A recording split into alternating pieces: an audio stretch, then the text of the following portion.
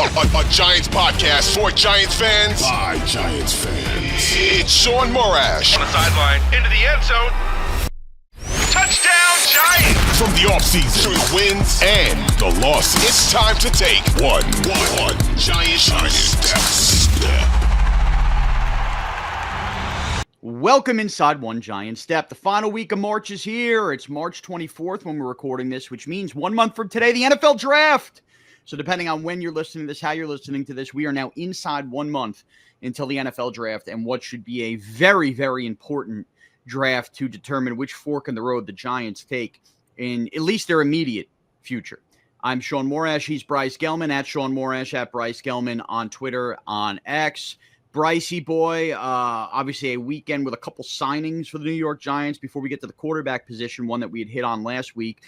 2 wide receivers of note, Lil Jordan Humphrey, who's anything but little. He's, as Paul Dottino likes to call him, a skyscraper, guy that, had basically 300 yards out in Denver, a little less than that, but, just a tall red zone target. Let's see. Doesn't play much special teams, so whether he makes the team or not, TBD.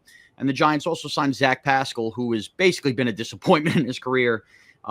Special teamer, I suppose, a guy that, you take a flyer on in camp. Wouldn't shock me if neither are on the team. If one was to make the team, I guess, if you want to say Pascal with the special teams, but Lil Jordan Humphrey to have more of a taller wide receiver to hit on, potentially. Look, neither of those guys are going to move the needle. I think the only thing important to note there is with bringing back Darius Slayton, with obviously having Malik Neighbors and Wan'Dale Robinson on the team, they're not handing a roster spot to Jalen Hyatt. They're just not. Whether he could get traded on draft night. He could get traded at the end of camp. He could get cut. I guess there's a 3% chance a light bulb goes off in his head. He has the most insane camp and he's with the Giants. I don't expect that in the least, but it is what it is. Bryce, any early reactions to those wide receivers? No, I see them trying to increase their depth here because they want to get rid of Jalen Hyatt. I think that they're looking at Jalen Hyatt as a lost roster spot, and they're trying to find guys who could potentially slot in there. God forbid if Darius Slayton, if Wan'Dale Robinson gets hurt, because they just don't want to have to continue to deal with Jalen Hyatt. So I think you're going to trade him at some point this offseason. Yeah, I think that makes a lot of sense, and it's unfortunate because it's just another draft bust, and when you have to just continue to pump resources into a position because you whiffed on it in the draft, a la offensive line, a la wide receiver, while you give Joe Schoen credit for figuring out how to get out of the mistakes, you understand that you're in those kind of situations because of failed draft picks. But let's get to, obviously, the quarterback position, and Friday night, signing Jameis Winston. So, Bryce, before I know you're happy about this when we get the reaction, we did leave the pod last week saying the Giants had to sign somebody with a pulse, and Jameis was one of the guys mentioned, and I'm fine with that to a standpoint. What I'm relieved by the time we are taping this on Monday and the weekend dust is settled is that the early initial reaction and reports about, well, this is it. It's Jameis, and hopefully you draft a rookie, but if not, it's Jameis, seems to have died down. The Giants are still very much active for Aaron Rodgers. Yep. Even the first report by Paul Schwartz that they were out on Russell Wilson doesn't necessarily mean it's the case. I, for one, am relieved by that because I think, if Jameis Winston is simply your bridge this year that you think you're winning games with, well, your bridge has termite damage and it's ready to collapse. So I'm very much happy with the fact that, all right, you got a veteran. Looks like Jameis worse. Well, there is a worst case scenario. Best case scenario, he could be the third string quarterback on this Giants team, which I'm fine with, and the money should dictate that. I know you're very happy about it. I know there was obviously a lot of social media firestorm we're going to get into in a little bit between my reaction to signing Jameis Winston. So just strictly on the field, quarterback-wise, Bryce, you seem pumped up about this. We could talk about the quarterback who I think actually stinks as a quarterback, but, your reaction. I just and I want to respond to what you said, but, we'll get into that in a little. I just, and I know that the argument you were fighting back against is Giants fans essentially saying to you, they just want to be excited. They want any sort of excitement factor. They want to be able to turn on their TVs and not scream at. There's going to be a lot of screaming with how many picks that Jameis Winston has if he starts. But I think fans just want something to be excited about. They want the deep ball. They want guys to take shots. And Jameis Winston, a guy who may have one of the worst, if not the worst, I think a minimum of 100 touchdowns, worst interception or touchdown to interception ratios. He's a guy who in his career has thrown for 5,000 yards and for 4,000 yards multiple times. He's also a guy who's thrown 30 touchdowns in a season. The Giants have not had a quarterback, Shaun, since 2011 to throw for at least 4,500 yards. It's been since 2015 since Eli threw for 30 touchdowns. So that's, Shaun, that's 9 full seasons the Giants have went without a 30 touchdown season from a quarterback. So I think the entertainment level is all relative. Just compared to what the Giants have had throughout their, the last 9 years of quarterback play. So I understand you wanting to sit there and to knock him for his leadership qualities with what he did off the field. We're going to get to that. But I think from an entertainment standpoint, considering what we have all suffered through in the last 9 seasons, this is a massive upgrade, Shaun. It is. Oh, Bryce, my heart warms for you. You know what's entertaining to me, Bryce? Winning football games. And I understand that this fan base is so beaten down. I hate how fractured the Giant fan base has become. Again, I'm not saying that Jameis Winston doesn't have a place in this league, and I'm not saying that you could have worse backup quarterbacks than Jameis Winston. So from that standpoint, I'm fine with Jameis Winston being under contract with the New York Giants. But some of the stuff made me throw up in my mouth in the immediate reaction. The idea that this is going to bring exciting football, like, okay, yeah, there might be a couple Sundays where you're like, wow, that game was wacky. He's exciting because of how erratic he is. He's exciting because you might bring up those 30 touchdowns. He quite literally has had multiple offensive genius coaches. Bruce Arians, last year, Kevin Stefanski, guys that are very, very highly regarded in this league that couldn't get him to cut that crap out. That ship is so far sailed right now with Jameis Winston. So, yeah, Jameis Winston's biggest strength, perhaps his only strength, happens to be the one thing that we have failed to see enough of in the entire Daniel Jones tenure, which was steady, just, hey, I'm going to just chuck this ball down the field as much as I can, all I can. Essentially, though, that's all Jameis Winston does. So while that might seem exciting because it's a flavor of it, I think the Giants fan has their head buried in the sand if they don't realize how quickly frustrating and nauseating that's going to be. And just keep this in mind, Giants fans. I bought into Daniel Jones after 2022. I was wrong. I quickly pivoted after that injury in 2023. I wanted them to move on last year. I understood once they were picking 6th or 5th, whatever the hell they were picking at that point, why it made sense to go neighbors. In free agency 2025, who was more highly regarded in the NFL? Was it Jameis Winston or was it Daniel Jones? Okay, more teams were waiting on a decision by Daniel Jones. Anybody could have signed Jameis Winston. The Cleveland Browns. And for all you Giant fans, by the way, a lot of hypocrites, too, with the Giant fans themselves that wanted to run Brian Daboll out of here. Now you're pointing to Brian Daboll as an offensive mind. That's a good point. Kevin Stefanski, pretty good offensive mind. Now, he might get fired at the end of the year in Cleveland. He was around Jameis Winston for one singular season. That team is so desperate for exciting quarterback play. Not only did he bench him, and you want to argue about the merits of whether he benched him, were they tanking him now? Okay, whatever. 100%. But they also didn't look to bring him back. Not for a goddamn second. Not for a second on a cheap contract. They'd rather Kenny freaking Pickett and trade for him than Jameis Winston. The New Orleans Saints, now a new coach under Kellen Moore. Dennis Allen, I get it. Disaster, all of that. The moment Sean Payton left out of by the way, Sean Payton, the moment he could start a quarterback that wasn't his starter, I think it was Breeze at the time when Jameis first got there, he couldn't wait to give snaps to Taysom Hill. Couldn't wait. Played Jameis for a little bit, had that little stretch he had where he won a couple games. Kept him on the roster. Ultimately, when Dennis Allen was the coach, week 18 of the 2023 season, the Falcons are playing the Saints. Dennis Allen with the Saints having it in hand tells the team, call off the dogs. Jameis defiantly goes against his coach and runs up a score leading to a coach fight on the field. And when asked about a postgame, basically spits in his head coach's face. So I'm saying all that to say, use your noodle, Giants fans. If this was some kind of magic elixir for exciting football, why are we the only pathetic organization giving him this 2-year deal?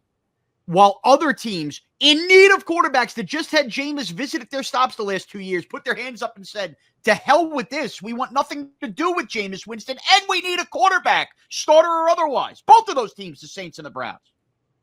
So, again, fine backup quarterback to have on the roster, but the applause and the reaction by Giants fans made me freaking sick to my stomach. We are a joke, Bryce. An organizational joke. We are the punchline. We are everything that everybody mocks in football. We just spent the whole year with a Saquon Barkley being laughed at in our face tour. A joke. And the one quarterback that is a walking, I'll say it, fucking meme is Jameis Winston. Everything about him. His goofy attitude that everybody loves, fine, great. Guess what? You know what? You know when that gets old? About 4 weeks in, as the Browns saw. So the idea that, they're eating W's, you want the team to be more of a joke. That's what you're saying, because you could get 30 touchdown passes out of it. The team will be a joke if he's the starting quarterback. Backup, fine, whatever. Now let's get on to the other nonsense. And Bryce, I promise I'll let you answer this. The immediate reaction about what a good person and leader Jameis Winston is where I pivoted on social media. And I have no problem getting into this, and I have no problem answering your tweets on this. I have no problem doing it. Jameis Winston was accused of sexual assault at Florida State in Tallahassee. The case was dismissed. He said, she said, and then ultimately a civil suit was settled. Okay. If you are in Florida law enforcement, there is a widespread belief over the last decade and a half Tallahassee looked the other way. They looked the other way because they protected their Florida State golden boy. Okay? Now, can I ever prove that? No. Obviously, it wouldn't. But, guys, this is not – take your head out of the sand. This happens in college towns all the time where they protect the athletes. See Urban Meyer in Gainesville, freaking Florida, with some of the players he had and some of the stuff that went on.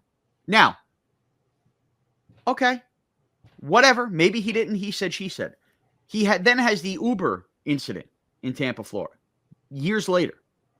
You mean to tell me that all these allegations keep following Jameis Winston around, stop to stop to stop? They're all one big coincidence? One, you could understand. Not that it's okay, but one, you could understand there was a mishap. Two, come on. Come on. Off of that. Does that prohibit Jameis Winston from working in this league? Of course not. There are bad guys that have done bad things all over the NFL. And I'm not saying Jameis Winston shouldn't be signed by the Giants. A lot of people have brought up Lawrence Hill. Of course. He's one of the biggest disgraces off the field in NFL history. He's an icon that the franchise still celebrates. Of course.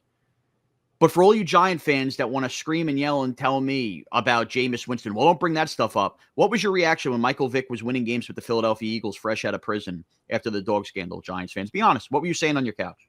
What were you saying? Were you saying some of the things terrible I might be saying? Terrible. No, it's not a terrible analogy. It is. It is.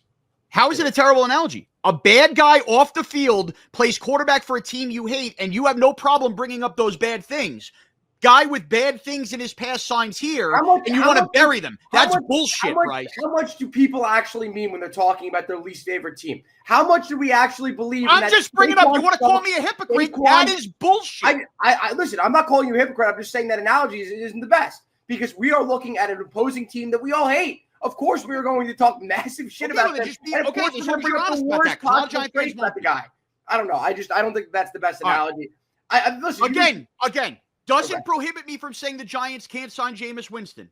And if he's the third string quarterback, I live with it. What I can't live with is this nonsense about him being this great humanitarian person and leader that's coming to the Giant locker room. Who said that? That was the biggest thing exploded. Hey, they're going to be fun, and what a fun guy he is. What a fun guy he is. How many sexual assault allegations you need to call him a fun guy? Fun guy isn't fun guy isn't leader?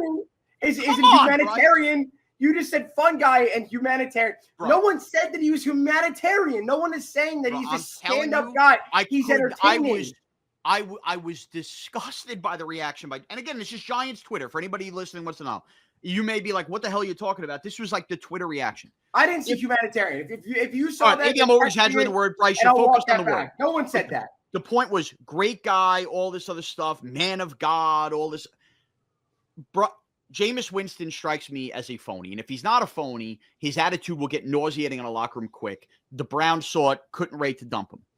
I don't think that his allegations in his past, people are allowed to make mistakes in life, learn from them, grow. I'm not an idiot when it comes to that. I understand that. And if Jameis Winston is not the same person he was 10 years ago, well, good for him. It's still a part of his story, still a part of his past. And I can't ignore that if we're going to call him a great leader and a great person. That's what I can't ignore. So doesn't mean I won't root for him if he has to take snaps for the Giants. I'm a Giant fan. Of course I will. but it will make me go, let's not sway this the other direction when talking about the guy's leadership. I'm sorry. I thought that was wrong. Shaun, I think that the reaction from the fans they signed Jameis is more of a statement on where this Giants team is as a franchise than it is about the logicness of the logic of the Giants fan. This the logic of the Giants fan, one of the smartest fan bases in all of football. But it's also a fan base that has suffered year in and year out with terrible quarterback play. They watched as the Giants and he's a terrible quarterback, which brings me to my next point, Bryce. He sucks. He's terrible. Now, again, spot start game for a game or two, somebody gets hurt, fine. That's the life of a backup. But there were people putting out clips about his touchdown passes like the Giants had solved the quarterback problem for 2025. He sucks as a player, too. So it's one thing to suck as a person. Now you're also sucking as a player. That's what I can't take. He's not coming in to save the Giants. He sucks. Okay. My whole thing about this, that's why I brought up perspective for Giants fans, is what were the options out there? It was Jameis, Russell Wilson, Rodgers. They're not going to end up with Rodgers. They're probably not going to end up with Wilson. So the next consolation prize on the free agent market was Jameis Winston. And you're looking at Jameis Winston as a guy to potentially be the bridge for a few games to whatever rookie the Giants draft in the draft. Okay, that's fine. You're talking about Jameis Winston starting 17 games. I'm on the same page as you. I don't want to see that. Dude, I saw people, and I'll call them out, like, turn the whatever. I don't know what just happened. Your gain just went up like 1 million. Did it? Sorry. Can you hear me now? Yeah. It's still a little high, but it's okay. I'm seeing people like Alex, that guy Alex ESM, who's like a Giants player, talking about, like, now they don't have to draft the quarterback. What are you talking about? What happened? Your mic. Yeah, dude, let's just get the emails. Now I'm all pissed off and all hot and bothered. I'm sorry, Giants fans. Thank you for listening, by the way. All right, let's get to it. I don't know if we actually got any real comments. Yeah, no. All right.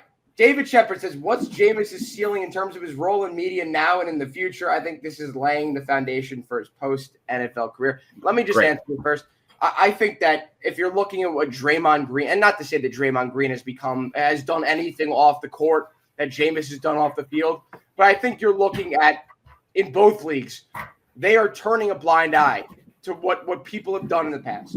And I think it doesn't really matter what you do off the or in Draymond's case on the court. People don't care, and people are going to look the other way because Jameis is entertaining. This may be, the springboard into a media career, being in New York, dealing with the media. It might be. Who cares? I also think the springboard to a media career happened at the Super Bowl when he was working for Fox. And by the way, like, he seemed good at it. I mean, by the end of the week, this is another thing. This is nothing new. I've been tired and sick of the Jameis Winston act off the field. Like, what everybody finds amusing, it's one of those guys who doesn't realize the joke stopped being funny to me. I don't know. But I think he's already established that. And he probably will get a job, and maybe he'll be really good at it. And again, I don't think his past should prohibit him from having that kind of job. But here we are, Giants fans. Think about that question. So let's just keep getting used for future media careers. That's what we've come to now. That's what we've come to. We got anything else? Or is anybody else making stupid comments? We got. I mean, of course, that one guy who called you a fat slob and says. I'll say the other thing too, because I'll address this here because it has been brought up, and I had to tweet this. The Lawrence Taylor stuff. I have no problem addressing this. My middle name is Taylor. My first name is Shaun. I was named after Shaun Landetta and Lawrence Taylor. I was born right after that first Super Bowl in '86. My dad idolized those guys. Everything. Lawrence Taylor's obviously an all-time giant. I mean, Bryce, yeah. Like, my daughter's named Taylor because my wife wanted her named after me, and that passed on the lineage. And like, when you think about the off-the-field stuff of Lawrence Taylor and you connect that, is that kind of stuff gross? So yeah. But my daughter's going to carve out her own life with her own name. I didn't control what my dad named me. And by the way, today in 2025, if the Giants had not drafted Lawrence Taylor and he was a free agent towards the end of his career and went to sign with the New York Giants, would I be bringing up his past? Yeah, I would be. And I would also be saying it shouldn't prohibit you from having a job, like I'm also saying about Jameis Winston, but it's part of the story. That is all I am saying about Jameis Winston. It's part of the story, especially if you want to use words like leader. I'm sorry. And you know what? How many Giants fans, and I've already seen a few on social media, were unaware of that part of his story that now are aware. And the idea that you should just bury that because you don't want people finding out is nonsense to me. That being said, if Jameis Winston, and it'll get Dable and Shane fired, but if he's taking snaps by week 1, week 2 of this team, will I be rooting for him? Yeah, because I'm a Giants fan, like we all do, Bryce.